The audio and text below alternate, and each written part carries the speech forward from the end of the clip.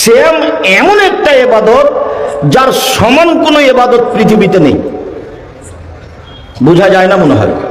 এই ছেলে, এই ছেলে, এই ছেলেটা আপনার পাশ দিয়ে হাঁটছে, আপনি এটা খেয়াল করেন না? আপনাকে আমি খুব ভালোবাসি, দয়া করে বসে আলোচনা শোনার চেষ্টা করবেন। এখন আমি আপনার কোনো তাফসির মাহফিলে আসিনি, দয়া করে বাদাম খাবেন না। আমি এই সূর্য লেখার কোনো কাহিনী বলতে আসিনি।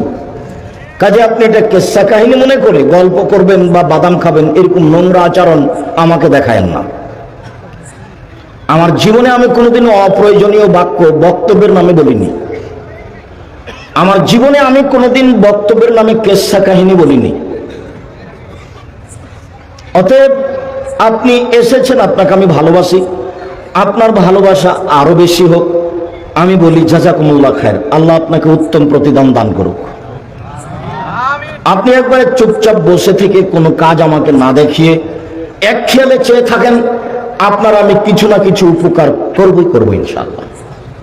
আবার দেখেন, ওমামা বাহেলি বলছেন, আল্লাহর নবী একটা আমলের কথা বলেন তো আপনি, যেটা করলে আমি জান্নাতে চলে যাব।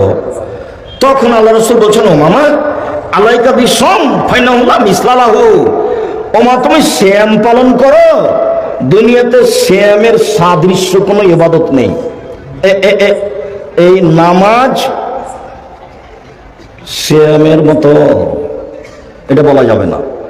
এই হজ সিয়ামের মতো, এই সুবহানাল্লাহ আলহামদুলিল্লাহ সিয়ামের মতো, এই সূরা নাস ফালাক ইখলাস পড়া সিয়ামের মতো। এমন কোন ইবাদত পৃথিবীতে নেই যেটাকে বলা যেতে পারে যে এটা সিয়ামের মতো ইবাদত। আমি এই কথা বলিনি, এই কথা মুহাম্মদ সাল্লাল্লাহু আলাইহি সাল্লাম বলেন। 4, আল্লাহ নবী বলছেন যে ফিল জান্নাতে সামানিয়া আবওয়াব বাবু নিসমর রায়ান, জান্নাতে 8টি দরজা আছে। জান্নাতে একটি দরজা 8টি, জান্নাতে একটি দরজা 8টি, জাহান্নামে একটি দরজা 7টি, জাহান্নামে একটি দরজা 7টি। যখন জান্নাতীরা জান্নাতে ঢুকবে তখন স্বাগতম জানানোর জন্য ফেরেশতা থাকবে গেটে। সবাই স্বাগতম জানিয়ে বলবে, আসেন আসেন আসেন, যারা সিয়াম পালন করেছেন এই দরজা দিয়ে আসেন, আসেন যারা সালাত আদায় করেছেন এই দরজা দিয়ে আসেন, আসেন যারা হজ করেছেন এই দরজা দিয়ে আসেন। তো এই সময় আবু বকর সিদ্দিক রাদিয়াল্লাহু তাআলা বলেন, আল্লাহর নবী এমন কি কেউ হবে যাকে সব দরজা থেকে ডাকা হবে? হ্যাঁ, তুমি তার মধ্যে। এরকম বহু মানুষকে ডাকা হবে, তুমি তার মধ্যে আছো, যাকে সবাই বলবে আসেন আসেন, আপনি এই হজের দরজাতে আসেন, আরে না না আপনি এই সালাতের দরজা দিয়ে আসেন, আরে না আপনি এই সিয়ামের দরজা দিয়ে আসেন, আরে না আপনি দানের দরজা দিয়ে আসেন। এটা তো বিশাল ব্যাপার। আমি আর আপনি তো চাঁপাইনবাবগঞ্জে বাড়ি, শুধু খালি মানুষের বদনাম আর বিরোধিতার মিছিল করে দিন কাটালাম। অমুকের চরিত্র ফুলের মতো পবিত্র। একটা সিগারেটের লোভে এরকম কাজ আর জীবনে করো না। আমি তোমার ভাই না হলে তোমার আত্মীয় স্বজন, যেহেতু এটা সুন্দরপুর, মাওলানা সিরাজউদ্দিন সাহেব আমার নিজ খালু, মারা গেছে,